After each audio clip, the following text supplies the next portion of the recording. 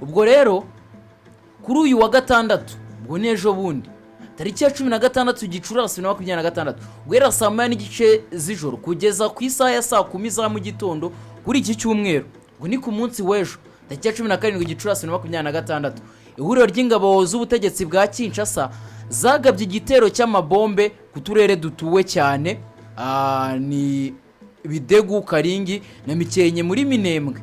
Ibitero byakorewe icyarimwe hakoreshejwe drone za kamikazi n'utudege twa kiti -6 byibasiye abaturage b'abasivile nk'uko bitangazwa n'ihuriro rya AFCM 23 mu itangazo bashyize ahagaragara.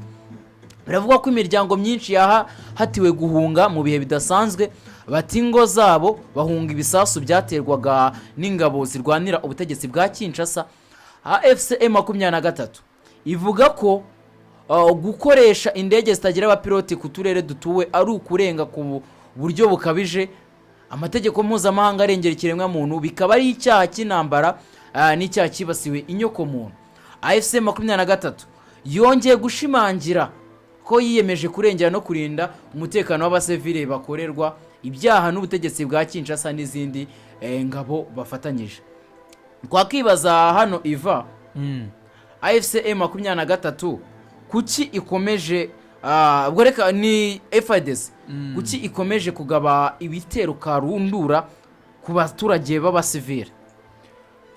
Ibi nibyo twareho tunavuga ubushize, kuki igisirikare cya Kinshasa cyangwa cya Kongo aho kugira ngo kirokore abaturage babo kuki bari kubarwanya.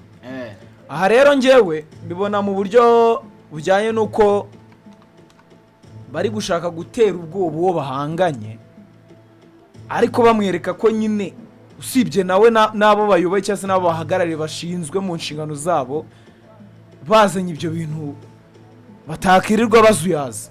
Ni iterabwoba ariko batera uwo bahanganye, ariko bakabikorera he victime bakaba abaturage babo n'ubundi. Yego, ari naho twavuga ngo iki gisirikare na Kongo muri rusange ntago bari seriye kuri ibi bintu bari gukora. Ko niba ufata umuturage wawe akaba ari ugira victime y'intambara iri kuba kandi ufite abo muhanganye, kandi naho ukahatera ari uko wa undi yahunze. Yego, ahubwo kugira ngo werekane ubwo buhangange bwawe nabyita nko gucisha mwijisho bavuga by'imisi. Wozi ko ngo ari abari gukonvenka ariko uri kugaragaza ubwambure bwawe. Yego, ni leta ya Kinshasa ngo ni ihuriro ry'abasirikare ba leta ya Repubulika Iharanira Demokarasi ya Kongo bakomeje kugaba ibitero karundura mu bice bituwe cyane, by'umwihariko Minembwe niyo yazajwe n'ibi bitero by'ingabo za Repubulika Iharanira Demokarasi ya Kongo. Iri huriro ryabo rikomeje kugenda rigaba ibitero mu bice za Bidegu, za Gakenke, za Karehe ndetse n'ahandi hatandukanye. Agovinda twakibaza AFCM 23 uko bukeye nuko bwije miraza ishinja leta y'Kinshasa kugaba ibitero mu bice iyobora. Ese imiryango mpuzamahanga none yo tugiye uruhare rwayo muri iyi ntambara noneho yo muri Asaza bwa Repubulika Iharanira Demokarasi ya Kongo bari imiryango mpuzamahanga ubwo tuvuga Human Rights Watch, twavuga n'ubundi UN muri rusange, ubwo za MONUSCO zirimo, twavuga n'ibi bihugu byo muri Asaza bwo hagati bikomeye. Gofi noneho uruhare rwabo rwaba uruhe? Uruhare rwabo Yego, mbere na mbere cyerekana tubanza gukuramo izo nyungu muri rusange, kuko bafite inyungu bari gukuramo, ari nayo mpamvu rimwe na rimwe hari kujya hazamo icyo nakwita nk'ibyemeza ariko bibugamye. Kuko nk'aka kanya iyi ntambara irakomeje, MONUSCO irahari, ingabo z'u Burundi zirahari, sibyo? Ingabo za FDLR zirahari, ariko se yibonye imiryango 3-5 yifatanyije, wowe nguri umuryango mpuzamahanga ukaza ugakomeza gushyigikira intambara ngo ikomeze ibi, ubundi nta kibazo kiba kirimo cyane. Rero ni hahantu nzakubwirira nti iyi miryango mpuzamahanga birasaba yuko ibanze ikareka inyungu muri rusange niba bashaka yuko iyi ntambara irangira. ariyo mpamvu nanone ku rundi ruhande mpita mpindukira nkavuga nti njyewe bitewe n'uburyo mba mbona iyi ntambara imiryango mpuzamahanga ishobora kuba bashyigikiye yuko iyi ntambara itarangira igakomeza ikaba kugira ngo babone bibonere inyungu zabo muri rusange. kuko nujya kureba uburyo n'ubushake bashyira mu kugira ngo iyi ntambara irangire ubona ko bisa naho ari ntazo nta mbaraga bashyiramo. ariyo mpamvu rimwe na rimwe nzisanga intambara aho bya bihe ibisa naho irangiye ahubwo bari bwitangiye kuri iyi miryango mpuzamahanga kuko bahita bashaka ikintu cyongera kuyibyutsa kugira ngo bakomeze bibonere inyungu zabo muri rusange. yego aho ngaho icyo nahita nibaza nanone nawe nko kubaza mu minsi ishize nibwo AFC M23 yatangaje ko n'ubundi bona imiryango mpuzamahanga by'umwihariko Human Rights Watch bari ku ruhande ngo bafite itanye ubushuti budasanzwe na leta y'Kinshasa. Ibyo ni byatangajwe na Lawrence Kanyuka umuvugizi w'ihuriro ry'arwanyi ba AFC M23. wowe ubibona mu ruhe ruhande kuba imiryango mpuzamahanga ubwo iyo tuvuze imiryango mpuzamahanga nimba yo Human Rights Watch ni ishami ry'umuryango w'abibumbye n'ubundi rirengera uburenganzira bwa muntu, niba umuryango w'abibumbye muri rusange watangiye gushinjwa kubogama cyangwa se kuba uri mu rukundo na leta y'Kinshasa, ibyo bishatse kuvuga iki? Bishatse kuvuga ko ntago ukiri umuhuza, wafashe uruhande ako kanya bamaze gufata uruhande. Rega Gofi aho ngaho nituvuga gufata uruhande n'ubundi gufata uruhande mu ntambara ibyo si ikibazo, ariko nanone tugomba kubanza kureba mu baturage b'abasivile bari gora baraswa ayo mavuzo se gute kandi uri umuhuza. Aho atari ikibazo ni ikihe kandi ari wowe dutezeho yuko uri gufata umwanzuro uri buze kuduhuza. Wahuza abantu gute mu buryo bungana? Impamvu nge utabereye kandi wahuza abantu gute utabereye kandi ufite uruhande uri kubura. Impamvu ndi kuvuga ibyo ngibyo uko reka umusifuzi wafashe uruhande umusifuzi wenda cyangwa ugiye gusifura nk'ahantu match igiye kubera i Bugesera, umusifuzi ni Musanze agiye gusifura match ya Musanze wenda na Bugesera, arazana n'ikipe ya Musanze, arabiba gute kandi buri mu mucure mu modoka yanyu? Nyine nje impamvu nari mvuze uko nguko reka tuva kuba bafata uruhande, reka dufate ko umuryango w'abibumbye wafashe uruhande utari ku ruhande rwa AFC M23, ibyo nta kibazo. Ahubwo impamvu ndi kuvuga ko nta kibazo ndahita nkubwira aho ikibazo kiri kuba warafashe none uruhande no mu kuba warengera wa musevire ugomba kurengerwa mu ntambara cyangwa se utagomba kugirwaho ingaruka na ya ntambara. wo niwo Human Rights Watch ishinzwe kugira gute kureberera inyungu ze urengera uburenganzira kuko kujya nyine cyo nandi kuvuga Human Rights Watch nta kintu iri gukora. Nyine icyo ndi kuvuga ikibazo cy'iyi mitwe nta na reaction igaragaza. Umva nkubwire icyo ndi kuvuga kuba bajya UN yajya ku ruhande rwa Kinshasa ni uburenganzira bwabo. Ubwo hari impamvu babona ko kuko M23 bo bayifata nk'inyeshyamba mbere na mbere. Ahubwo ikibazo ni ukuba ba baturage b'abasivile bari kwicwa kandi mbere na mbere mu ntambara nibo bantu baba bagomba kugira gute kurindwa. Niwe ikibazo kinaho gufata uruhande rwo nekereza ko atari ikibazo no gufata uruhande bakabaye barinda aka kanya. Impamvu batarinzwe ni uko wakabaye barinda yifatanyije n'uwo uri kubarwanya cyane, kuko umuryango mpuzamahanga ufite uburenganzira bwo kuvuga ngo intambara muyihagarika. Ibyo bintu bigahita bikunda ako kanya. Nago umuryango mpuzamahanga rero ubu ngubu umuryango mpuzamahanga se ninde? Nyine umuryango mpuzamahanga UN sikorere. Nyine umva icyo ndi kukubwira impamvu kuba bategeka ngo intambara ihagarare ihita ihagarara. Impamvu bitakunda ni ubivuga gutyo ukorega babigerageje kenshi bavuga ati umutwe ugomba gusenwa wa M23, ariko M23 leta ikubwira dufite icyo turi kurwanira.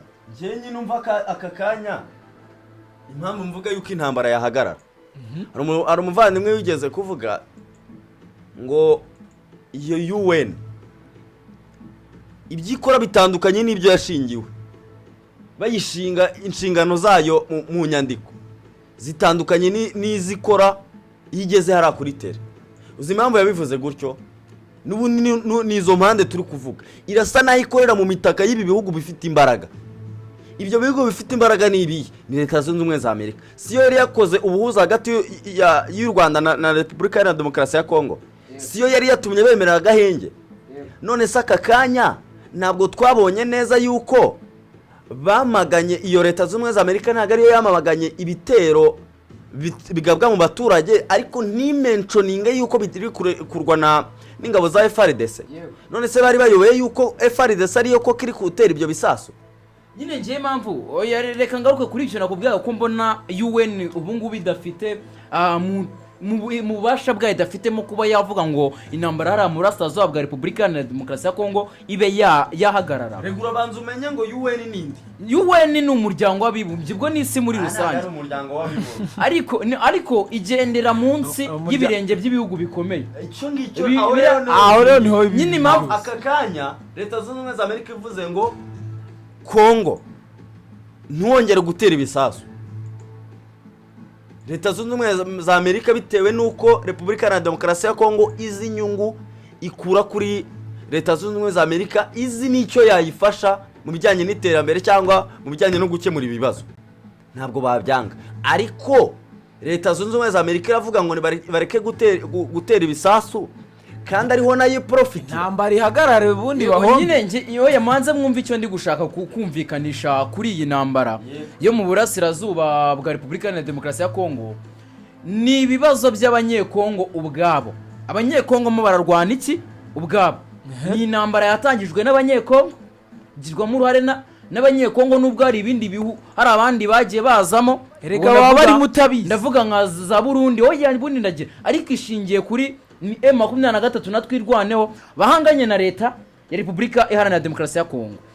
M23 natwirwaneho mo baharanira kwishyira ukizana kw'abakongomani bose, kuko ari abakongomani bigaragara ko bafatwa nk'atari abakongomani, abakoresha ururimi rw'ikinyarwanda, kuko tubona kenshi abanyamurenge bahutazwa, uburenganzira bwabo buhutazwa na Leta y'Kinshasa. ibyo ngibyo tubibona kenshi. ibyo rero icyo bishatse kuvuga, impamvu mvuga gutyo Govinda, n'impamvu nerekana ko ibibazo byo muri Repubulika Iharanira Demokarasi ya Kongo ntacyo amahanga yabikoraho, ndahita n'ubundi ngaruka inyuma ku byavuzwe na William Ruto, nuko ibi bibazo n'iby'abanyekongo ubwabo nibo bagomba kwicara bagasasa inzobe nk'abanyekongo. Leta ya Kinshasa ikavuga ati turemera ibi, abahagarariye M23 turemera ibi, kandi ubwo bushobozi tutabwiyumvamo, dukeneye abaza kudufasha. oyi nibya nyine Afurika tugomba kwigira. rero mu gihe bajya gutega amaboko kuri Leta kuvuga ngo Leta ya Zunze Ubumwe za Amerika baradufasha ibi, erega iyo Leta Zunze Ubumwe za Amerika uri kuvuga nayo turabibona, ntabwo kikiri cya gihugu gitinyitse, nabyo turabibona. ubwo bo erega reka tubisanishe n'ubundi n'amateka y'u Rwanda. byabaye muri Mata 1994, bye byatangiye muri 59. hari ibyo bihugu by'amahanga byose, ababiligi bari bahari, hari abafaransa bari mu Rwanda, hari n'ibindi bihugu bitandukanye, hari umuryango w'abibumbye, ko hari n'abaguye aho umuryango w'abibumbye wari uri. ibi rero iyo ubwo abanyarwanda baza gutegereza ko imiryango mpuzamahanga iza kuza kujya mu bibazo byayo by'u Rwanda ngo baze babikemure, jenoside yakorewe abatutsi muri Mata 1994 ntago iba yarahagaze ngo ihagarare kugira, kuko niba mu mezi 3 gusa, iminsi 90, haragwiyemo abarenga miliyoni, iyo miryango mpuzamahanga iri kugira gute, iri kubireberera. barabyumva neza Govinda? imiryango mpuzamahanga iri kubireberera nigira icyo bikoraho. iyo bigotekereza icyari bwabe iyo ingabo za RPA nk'abanyarwanda